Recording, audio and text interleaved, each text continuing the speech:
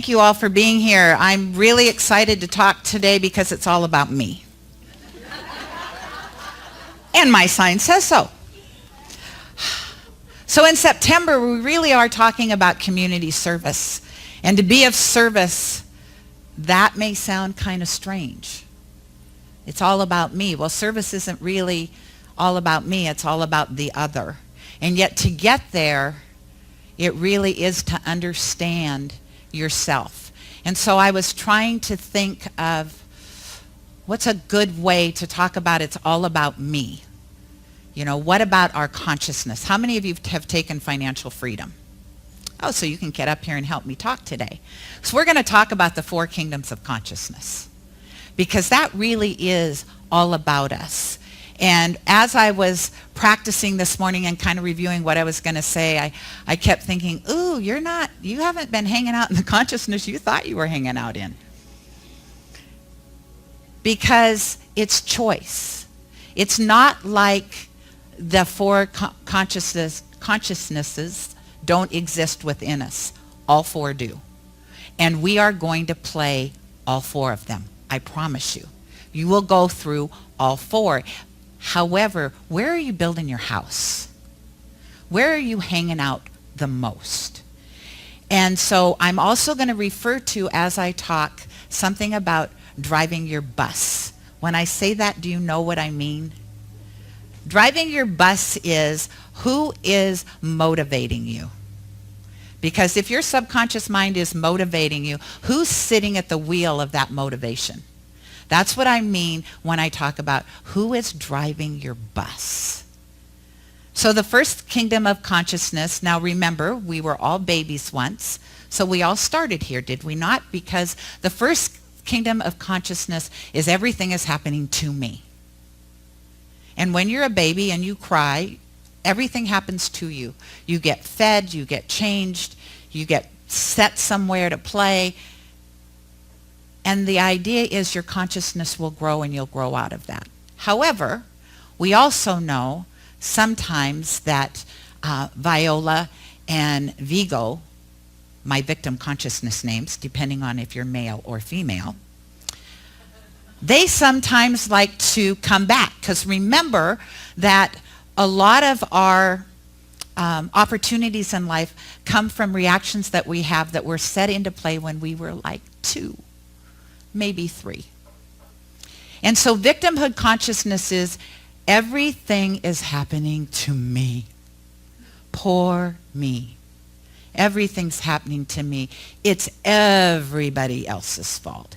Everybody out there. Guess who's driving my bus? All of you. Because you have control of how I feel. You say something, I react. That's victimhood consciousness. Now, it would be great if as adults, which all of us are in the room, if all of us said, oh, I never go there. Really? Because I do. I have victimhood consciousness. I don't hang out there, but trust me, I know when it's happening. And I evidently know when it's happening in other people, because this morning, because I knew I was going to be talking about this, I was pointing it out to my husband. Oh, honey, you're hanging out in victimhood consciousness. Don't tell somebody that when they're there. Their reaction isn't exactly what I was expecting. However, we do. We really do. We forget that we're living in a pool of energy. And just because somebody treats us some way, it's not about us, and we don't have to react the way that we've been set up to react. Because what I believe is every time somebody says something to me, I've called that into my life. I read somewhere a long time ago, and I've used it a lot. I take a breath and I think, why did I hand that person, especially that person, that script? What was it that I needed to hear and to feel? Because every time a button is pushed, it's an opportunity to grow. Now, I'm not saying that I'm perfect. I do fall into victimhood consciousness and react without thinking and then go, ooh, take a step back, take a deep breath, What's the opportunity here? Why is this familiar? Why did that particular comment just raise all my tail feathers up? Because it is about me. That person can act the way they want to. They can say whatever they choose to say.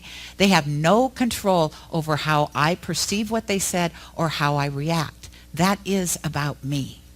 And so the first level of consciousness is victimhood consciousness. And to move out of that, guess what we have to give up? Guilt, blame, shame. The big three.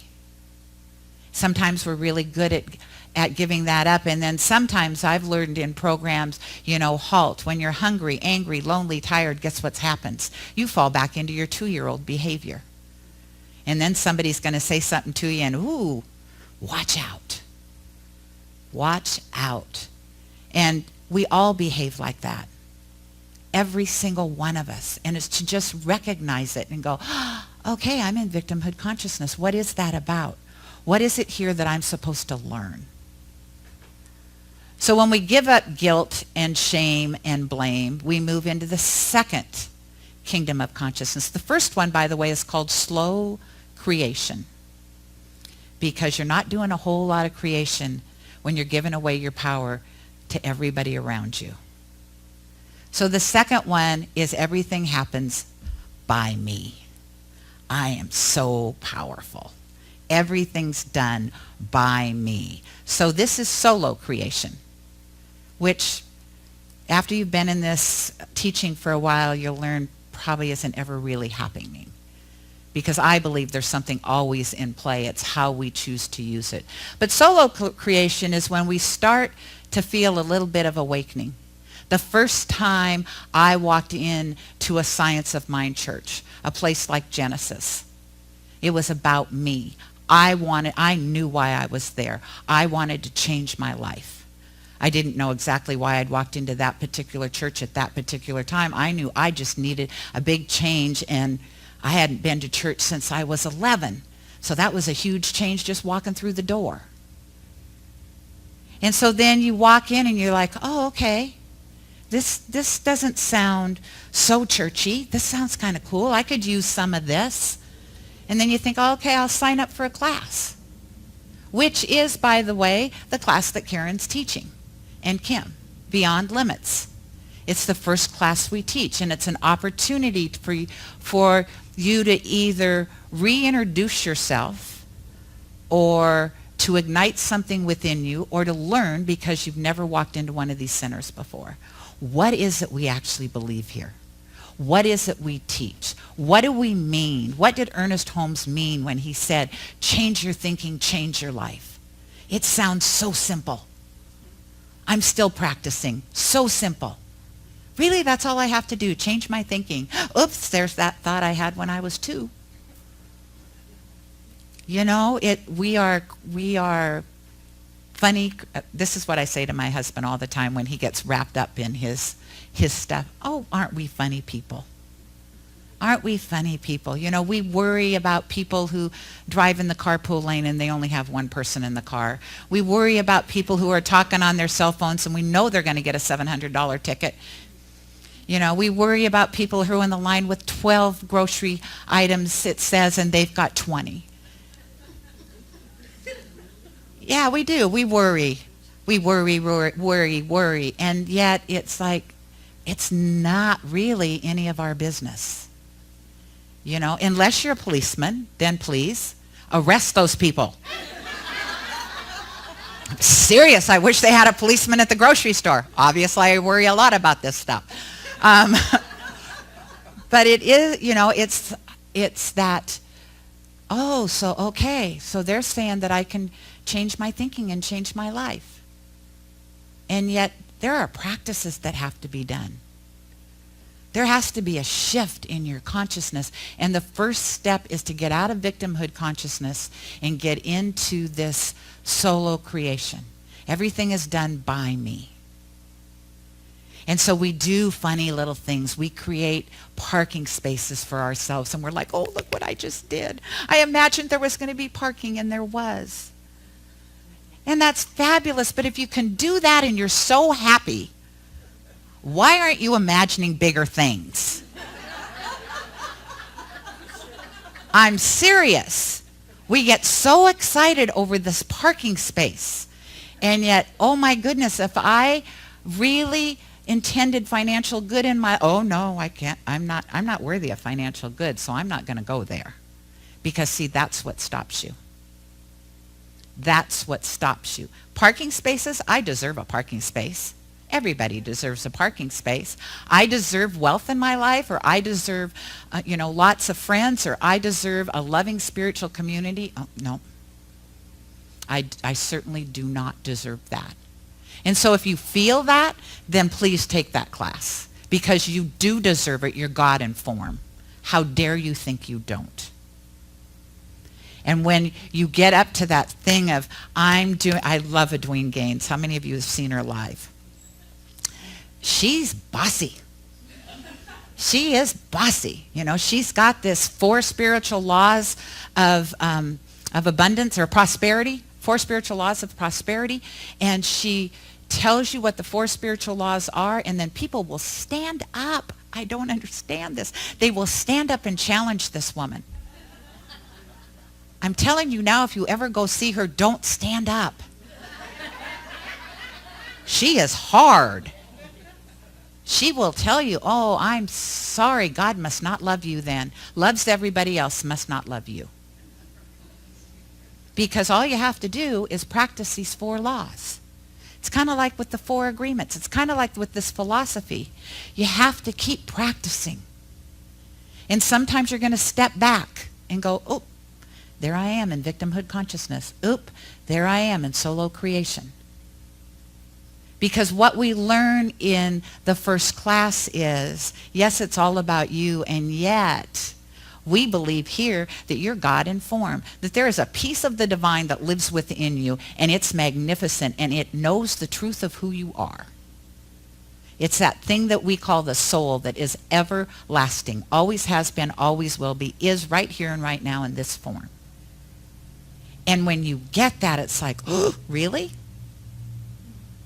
When I started here, I could see God in all of you. Every single one of you absolutely got that part of the philosophy, unless I was looking in a mirror.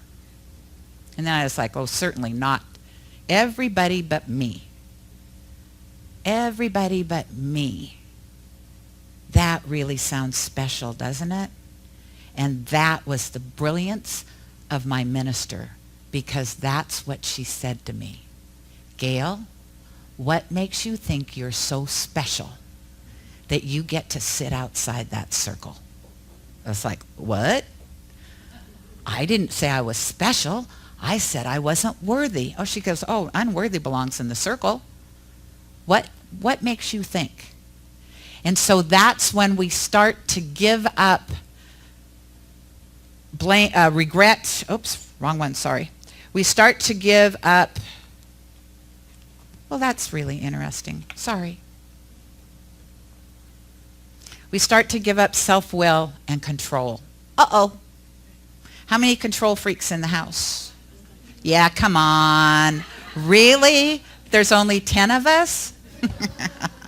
The rest of you are like, no, I'm not raising my hand. So the next kingdom of consciousness, and this is where we get into co-creation. And this is where I thought that the story ended. God threw me. So back in the to us, now your ego and your mind are driving the bus. You've got control. You're holding on tight to that wheel, and you're watching everybody. And you know that you're not going to let them say anything bad about you or do anything, because you've got control. And then you move out of that and go, okay, something bigger threw me. What does that feel like? God threw me. So you let God drive the bus. And for you people that grew up very religious and you have an issue with the word God, that's okay. Call it whatever you want to. I used to say to people, call it Bob. Call it dog. It's God spelled backwards. Call it anything. It's an energy bigger than you. It's that thing within yourself that knows that it knows. And we all get that. We call it intuition because we don't want to offend anybody. You know, it is something bigger than you, and it lives in all of us, and it's why we all feel connected, because we are. And so God, through you, just breathing that in, and kind of, you know, when they teach it, they say you let God drive the bus most of the time. Most of the time. And this is where you're like, oh, give me more classes. What else is there to learn? You know, the education program, the education department, I was going to call it, your education team here at Genesis, we met, and we're shifting away from teaching the accredited classes that are all about the background of who we are.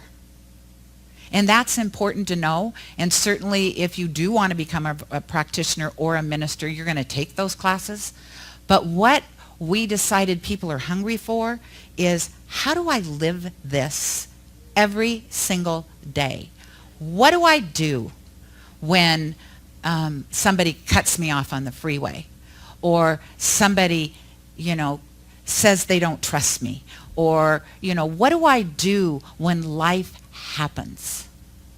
Let's do the tools first. Because if you get the tools and you can prove to yourself, oh, heck, I got this going on. Life is starting to become pleasant. I actually laugh a lot. Do you know that there was a time in my life, if you'd laughed at me, it would have really hurt my feelings? Because I would assume that you were laughing at me and not with me. And so to just put down those barriers, that's what those tools are about. And then as people get really interested, if they want to learn more about the philosophy, we have amazing teachers here that will teach those. But let's first, as a community, find out, how do we deal with this world on a day-to-day basis? So that's God through me. But the juicy part is when you really get God as me. That's why I'm here. That's why you're here. It is not a mistake that you're living life here. It is not a mistake you're living life here in this community. We're here to do something, individually and collectively. That's God as me. When you can sit down in the bus, put your arms up on the back of the seat and say, go ahead, drive. Where are we going? What are we doing? And it's not like, oh, then I don't have to do anything anymore. I'll just sit down and stuff will just show up at my house. No. The difference is what you start to do is, remember that song we sang at the very beginning? Use me. Oh God, I'm here for you. That's what you do. You surrender and then you listen. You listen to that intuition within you that says, oh, that's what I'm supposed to do. That's how I'm going to show up in life. Because when we keep playing the victim, I'm not worthy card, we're not only hurting ourselves, we're hurting everybody around us. Because I think we all had agreements. We all had agreements to come here and be fabulous. And the difference is we were given free will. So we can decide, I don't want to be fabulous. I'd rather stay over here, because then it's safe. How many of you know that you stay someplace even though you know you should shift? Be it in a relationship, be it in a job, be it in your consciousness, because this is familiar. And this is what your ego likes, is familiar. It doesn't care about if it's joyful. It doesn't care about if it's loving. It's familiar, and I'm going to stay where it's familiar because familiar is safe. That doesn't make your ego bad. It makes it your protector.